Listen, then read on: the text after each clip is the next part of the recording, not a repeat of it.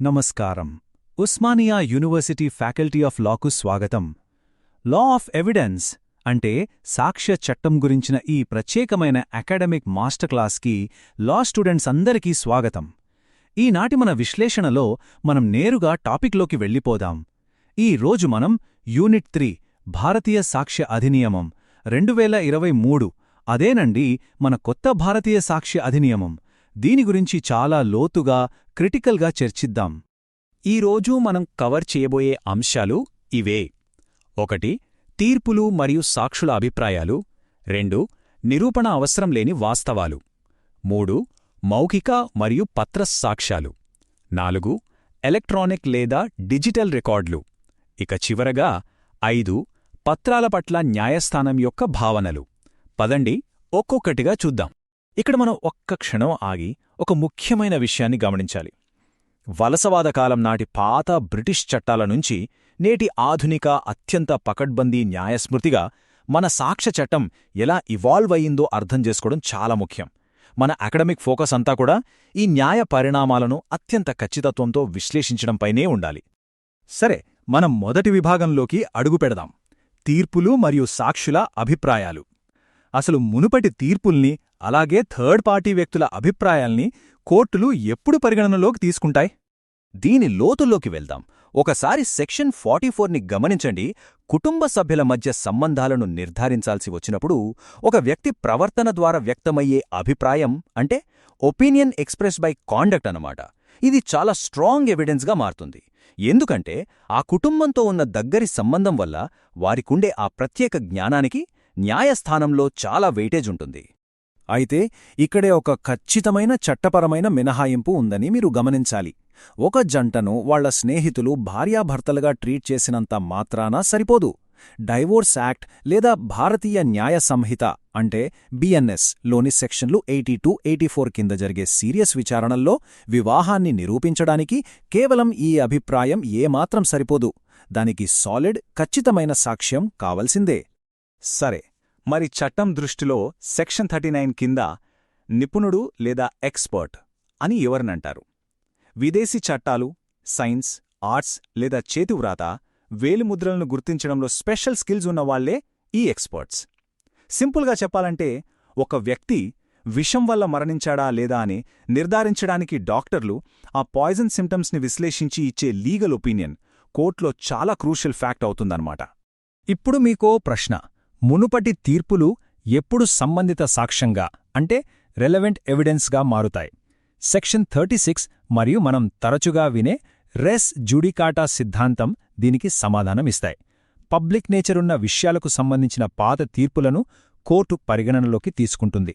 అయితే అవి అన్ని వేళలా అబ్సల్యూట్ కంక్లూజివ్ ప్రూఫ్స్ అంటే తిరుగులేని నిరూపణలు కాకపోవచ్చు.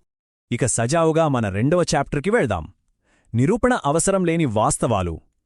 కోర్టులు తమ విలువైన విచారణ సమయాన్ని ఆదా చేయడానికి అసలు ఎలాంటి సాక్ష్యాలు అడగకుండానే కొన్ని వాస్తవాలను ఎలా యాక్సెప్ట్ చేస్తాయో ఇక్కడ చూద్దాం. ఇక్కడ 2 కీలకమైన సెక్షన్స్ ఉన్నాయి. సెక్షన్ 49 ప్రకారం జ్యుడీషియల్ నోటీస్ అంటే పబ్లిక్ డొమైన్లో ఉన్న అందరికీ తెలిసిన విషయాలను కోర్టు చట్టబద్ధంగా అంగీకరించ తీరాలి, దానికి సాక్ష్యం అక్కర్లేదు. అలాగే సెక్షన్ 53 ప్రకారం అంగీకరించబడిన వాస్తవాలు అంటే కేసులోని ఇరుపక్షాలు రాతపూర్వకంగా ముందే ఒప్పుకున్న విషయాలు. ఈ రెండింటికి కోర్టులో స్పెషల్గా ఎలాంటి ప్రూఫ్స్ అవసరం లేదు. నెక్స్ట్, మూడవ విభాగం మౌఖిక మరియు పత్రసాక్ష్యం అంటే ఓరల్ వర్సెస్ డాక్యుమెంటరీ ఎవిడెన్స్ అన్నమాట.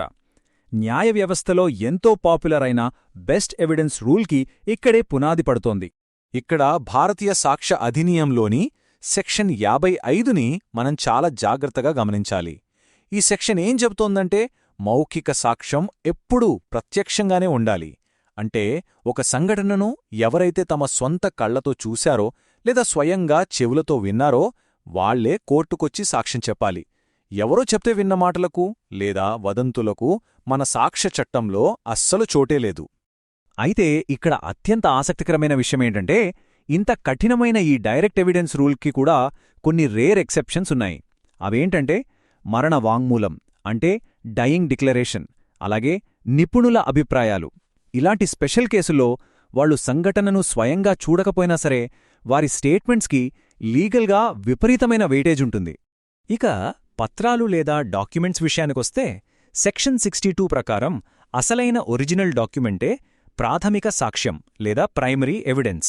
దానికి చట్టపరంగా పూర్తి ఆధిపత్యం ఉంటుంది. ఇక సెక్షన్ 63 ప్రకారం సర్టిఫైడ్ కాపీల్లాంటివన్నీ ద్వితీయ సాక్ష్యం లేదా సెకండరీ ఎవిడెన్స్ కిందకొస్తాయి. ఈ సెకండరీ ఎవిడెన్స్ని కోర్టులు ఊరికే అలౌ చెయ్యవు. దానికి కొన్ని చాలా స్ట్రిక్ట్ కండిషన్స్ ఉంటాయి. ఇక సెక్షన్ 91 మరియు 92 విషయాలను మీరు అనలైజ్ చేస్తే ఒక విషయం స్పష్టమవుతుంది. ఒక ఒప్పందం లేదా కాంట్రాక్ట్ని రాతపూర్వకంగా చేసుకున్న తరువాత ఆ డాక్యుమెంట్లో ఉన్న టర్మ్స్ని మార్చడానికి గాని, దానికి విరుద్ధంగా మాట్లాడటానికి గాని మౌఖిక సాక్ష్యాన్ని న్యాయస్థానం ఎట్టి పరిస్థితుల్లోనూ అనుమతించదు. సింపుల్గా చెప్పాలంటే రాసి ఉన్న డాక్యుమెంట్ మాటే వేదం. It's a very strict rule. ఇప్పుడు న్యాయశాస్త్రంలో ఆధునిక యుగంలోకి అడుగు పెడదాం. అదే మన 4వ విభాగం, ఎలక్ట్రానిక్ మరియు డిజిటల్ రికార్డులు. పాత 1872 వలసవాద చట్టం నుండి మన ఆధునిక బీఎస్ఏకి వచ్చిన అత్యంత కీలకమైన షిఫ్ట్ని మనం ఇక్కడ చూడొచ్చు. ఈ డిజిటల్ యుగంలో కేవలం కాగితాలే కాదు, మెటాడేటా, ఈమెయిల్స్, క్లౌడ్లో స్టోర్ చేసిన రికార్డులు, వీటన్నింటికీ ఇప్పుడు మన చట్టం పరిపూర్ణమైన న్యాయపరమైన గుర్తింపునిచ్చింది. ఇది నిజంగా ఒక గేమ్ చేంజర్. చట్టం దృష్టిలో పత్రం లేదా డాక్యుమెంట్ అనే పదం యొక్క డెఫినిషన్ ఇప్పుడు ఎంతగా విస్తరించిందో ఒక్కసారి ఆలోచించండి. కేవలం పేపర్ మీద రాసినవే కాదు, మనం రోజు పంపే emails, server logs, GPS location వివరాలు, మన స్మార్ట్ఫోన్లలోని వాట్సాప్ మెసేజ్లు, ఇవన్నీ కూడా ఇప్పుడు పక్కా డాక్యుమెంట్లుగానే పరిగణించబడతాయి. కోర్టులో ఒక ఫిజికల్ పేపర్కి ఎంత బలముంటుందో వీటికి కూడా అంతే బలముంటుంది. మీరందరూ వాడే సోషల్ మీడియా అకౌంట్స్లోని డేటా కూడా ఈ ఎలక్ట్రానిక్ రికార్డుల పరిధిలోకి వస్తుంది సుమా. అయితే ఒక చిన్న ట్విస్ట్, వీటిని కోర్టులో ప్రూవ్ చేయడానికి ఇన్ఫర్మేషన్ టెక్నాలజీ చట్టంలోని సెక్షన్ 79A కింద ఎగ్జామినర్ ఆఫ్ ఎలక్ట్రానిక్ ఎవిడెన్స్ అంటే సర్టిఫైడ్ డిజిటల్ సాక్షి నిపుణుడి విశ్లేషణ, వాళ్ల ఒపీనియన్ కంపల్సరీ అవుతుంది. ఇక మన విశ్లేషణలో చివరి అధ్యాయానికి చేరుకున్నాం.